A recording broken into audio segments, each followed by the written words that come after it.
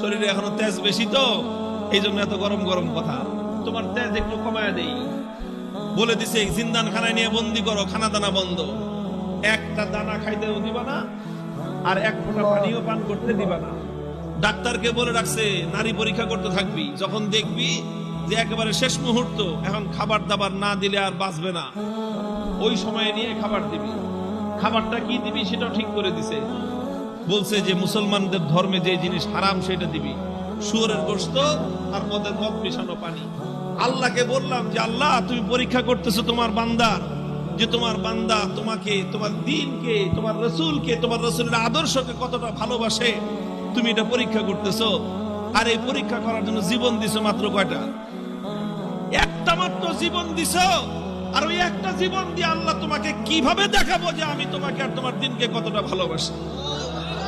তুমি আমাকে 1000 জীবন দান করতাম, একটা একটা করে জীবন তোমার জন্য উৎসর্গ করে দুনিয়ার সামনে প্রমাণ করে দিত ইমানদারের কাছে ইমানের দাম কত বেশি।